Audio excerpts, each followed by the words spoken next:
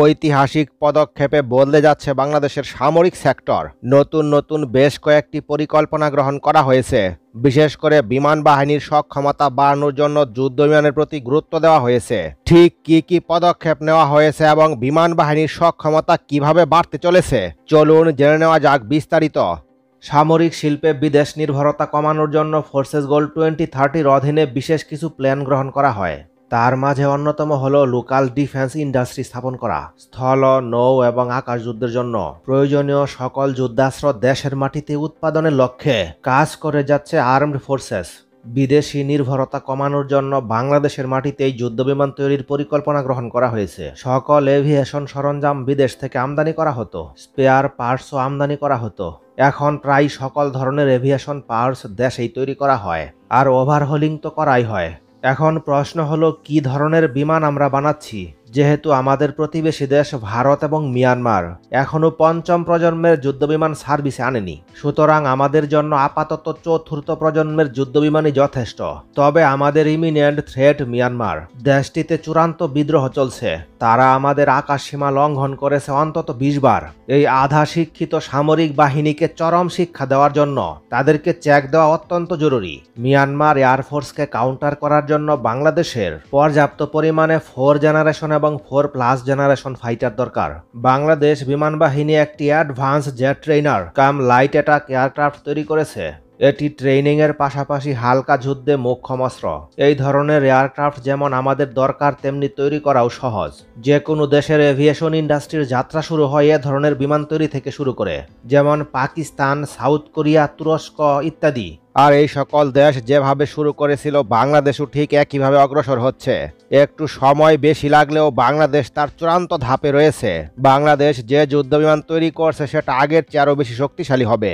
বাংলাদেশ বিমান বাহিনী যে বিমান তৈরি করেছে তা বেসিক ট্রেইনার হবে না, তার চেয়ে উন্নত মানের হবে। কারণ এই মুহূর্তে বাংলাদেশের কাছে প্রায় 60টি বেসিক ট্রেইনার রয়েছে, যেগুলো চীন এবং জার্মানি থেকে ক্রয় করেছে বাংলাদেশ। বাংলাদেশের বেসিক ট্রেইনারের ঘাটতি নেই বললেই চলে। ফলে বাংলাদেশ বেসিক ট্রেইনারের চেয়ে আরও উন্নত মানের বিমান তৈরি করছে, তাতে কোনো সন্দেহ নেই। বাংলাদেশে যত সমরাস্ত্র কারখানা আছে তার সবগুলোই সরকারি মালিকানাধীন, আর সব ওয়েপন্স বা অস্ত্র এই প্রতিষ্ঠানগুলোই বানিয়ে থাকে। এগুলো হলো বাংলাদেশ অর্ডিন্যান্স ফ্যাক্টরি বা সমরাস্ত্র কারখানা, Bangladesh machine tools factory, Bangladesh diesel plant limited, Khulna shipyard limited, Chittagong dry dock limited, dockyard and engineering works limited, Narayanganj. এই কয়টি ছাড়াও আরও 2টি ফ্যাক্টরির সেটআপ চলছে। এসব কোম্পানিগুলোর বিভিন্ন ফ্যাক্টরিতে দেশি এবং বিদেশি প্রযুক্তিতে বিভিন্ন রকম সমরাস্ত্র তৈরি করা হয়। বেশিরভাগ সমরাস্ত্র বাংলাদেশ নেভি, বাংলাদেশ সেনাবাহিনী, Bangladesh air force, Bangladesh coast guard, border guard এবং পুলিশ ব্যবহার করে থাকে। যুদ্ধবিমান এবং ড্রোন সহ একাধিক সমরাস্ত্রের স্পেয়ার পার্টস তৈরির জন্য এই অ্যারোনটিক্যাল সেন্টার তৈরি করা হয়েছে। বর্তমানে এখানে F-7 যুদ্ধবিমানের বিভিন্ন স্পেয়ার পার্টস তৈরি করা হচ্ছে। ভবিষ্যতে অ্যাটাক ড্রোন এবং চূড়ান্ত যুদ্ধবিমান তৈরির সেটআপ দেওয়া হচ্ছে। অর্থনৈতিক এবং সামরিকভাবে গুরুত্বপূর্ণ একটি অঞ্চল হলো দক্ষিণ ও দক্ষিণ পূর্ব এশিয়া। এই অঞ্চলে একক আধিপত্য বিস্তার করতে রাজনৈতিক মিত্র দরকার।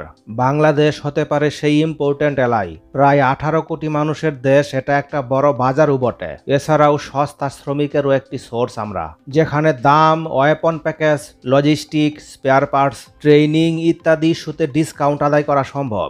আমরা যেমন আমেরিকা, ইতালি, ফ্রান্স কিংবা চীনের মতো দেশের উপর অনেকটাই নির্ভরশীল, ঠিক তেমনিভাবে তারাও আমাদের উপর একটু হলেও নির্ভরশীল। তবে সকল উন্নত দেশ সমরাস্ত্র তৈরি করতে খুবই পারদর্শী, যে দিক দিয়ে বাংলাদেশ অনেকটা পিছিয়ে রয়েছে। বাংলাদেশ যদি নিজস্ব যুদ্ধবিমান কিংবা সমরাস্ত্র তৈরিতে আরও অগ্রগতি অর্জন করতে পারে, তখন এই সকল দেশের সঙ্গে সামরিক সম্পর্কও আরও শক্তিশালী হবে। আমরা সবসময়ই বাংলাদেশ বিমান বাহিনীর যুদ্ধবিমানের হিসাব দেখি। এসব যুদ্ধবিমান থেকে ফায়ার বা লঞ্চ করার জন্য কি পরিমাণ সমরাস্ত্র আমাদের আছে তা কি আমরা জানি? এ সকল গোলা, মিসাইল এবং রকেটগুলো কতটুকুই বা ইফেক্টিভ তা কি আমরা জানি? এ ধরনের নতুন কি সমরাস্ত্র অর্ডার করা হয়েছে তা কি আমরা জানি? বাংলাদেশ এয়ারফোর্সে মাল্টিরোল, ইন্টারসেপ্টর এবং গ্রাউন্ড অ্যাটাক এই 3 ধরনের মাল্টিরোল কমব্যাট এয়ারক্রাফট রয়েছে। বাংলাদেশ বিমান বাহিনীর 8টি MiG-29, এগুলোকে বেলারুশ থেকে ট্রু মাল্টিরোল হিসেবে আপগ্রেড করা হয়েছে। মানে এই 8টি যুদ্ধবিমান এখন থেকে আকাশ যুদ্ধে সব ধরনের আর্মামেন্টস এবং সমরাস্ত্র বহন করতে সক্ষম। অন্যদিকে 36টি F-7 BGI হচ্ছে আমাদের ওয়ার্কহর্স। এগুলো ইন্টারসেপ্টর ফাইটার হিসেবে মোতায়েন থাকে। ইন্টারসেপ্টর ফাইটার বলতে কি বোঝায় আপনার কি জানা আছে? ইন্টারসেপ্টর ফাইটার বলতে বোঝায় যে যুদ্ধবিমান দিয়ে প্রতিপক্ষ বা শত্রুর ফাইটার জেট বা অন্যান্য সামরিক বিমানকে ঠেকানো হয়। তবে ইন্টারসেপশন মানেই যে সবসময় মিলিটারি অ্যাসেট ধ্বংস করবে তা কিন্তু না। অনেক সময় ইন্টারসেপ্ট করে নিজেদের দখলে নেওয়া হয়। MiG-29 এবং F-7 ছাড়াও যে কোনো যুদ্ধে গ্রাউন্ড অ্যাটাক মিশনের জন্য বাংলাদেশ এয়ারফোর্সের কাছে আরও 35টি বিমান আছে। এগুলো হলো 7টি L-39 অ্যালবাট্রস, 15টি KW এবং 13টি Yak-130। এগুলো advance jet trainer cum ground attack aircraft. এইসব এয়ারক্রাফট থেকে চাইনিজ এবং রাশিয়ান অরিজিনের বোমা, রকেট এবং মিসাইল লঞ্চ করা যায়। বাংলাদেশ এয়ারফোর্সের কাছে মূলত 2 ধরনের মিসাইল রয়েছে, এয়ার টু এয়ার মিসাইল এবং এয়ার টু সারফেস বা অ্যান্টিশিপ মিসাইল। তবে রাশিয়া এবং চীনের বাইরে এ ধরনের কোনো এয়ার লঞ্চ মিসাইল আমাদের নেই।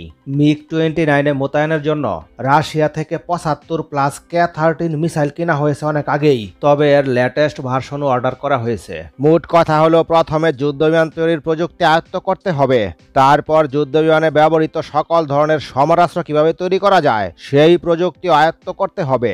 তখনই বাংলাদেশ বিশ্বের সাথে তাল মিলিয়ে পরাশক্তির দেশগুলোর সঙ্গে সামরিক সম্পর্ক গড়ে তুলতে পারবে। আর এই পথেই বাংলাদেশের যাত্রা শুরু হয়েছে।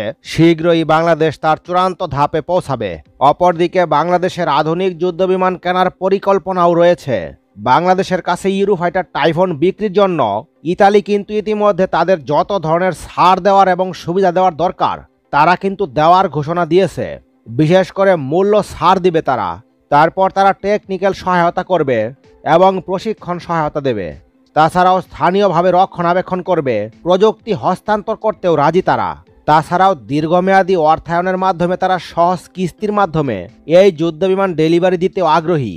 দেখুন, বর্তমানে বাংলাদেশের কাছে যুদ্ধবিমান বিক্রি করতে বেশ কয়েকটি দেশ কিন্তু ইতিমধ্যে তাদের প্রস্তাব দিয়েছে, যেমন যুক্তরাজ্য, ইতালি, জার্মানি এবং তাদের ইউরোফাইটার টাইফন এবং ফ্রান্সের দশাল রাফাল যুদ্ধবিমান। যুক্তরাষ্ট্র প্রস্তাব দিয়েছে তাদের F-16 ব্লক 70 বা 72 বিক্রির জন্য। তাছাড়াও চীন প্রস্তাব দিয়েছে তাদের জেট-10C যুদ্ধবিমান বিক্রি করার জন্য। এছাড়াও সুইডেন তাদের গ্রিপেন যুদ্ধবিমান বিক্রির জন্য প্রস্তাব দিয়েছে। এখন প্রশ্ন হলো বাংলাদেশ কোন দেশ থেকে কোন যুদ্ধবিমানটি কিনবে? দেখুন, বাংলাদেশ বিমান বাহিনীর কারিগরি দল তারাই প্রত্যেকটি দেশের প্রস্তাবকেই কিন্তু মূল্যায়ন দিচ্ছে এবং রাজনৈতিক ও কূটনৈতিকভাবে তারা কিন্তু এই বিষয়গুলো পর্যবেক্ষণ করছে। দেখুন, ইতালি বাংলাদেশকে ইউরোফাইটার টাইফন বিক্রি করতে আগ্রহী হয়, তারা বিভিন্ন ছাড় দিতে প্রস্তুত হচ্ছে। তো আপনি যদি পরবর্তী খবর সবার আগে পেতে চান তাহলে আমাদের চ্যানেলটি সাবস্ক্রাইব করে পাশে থাকা বেল বাটনটি অন করে রাখুন। সকলের সুস্বাস্থ্য কামনা করে এই ভিডিওটি এখানেই শেষ করছি।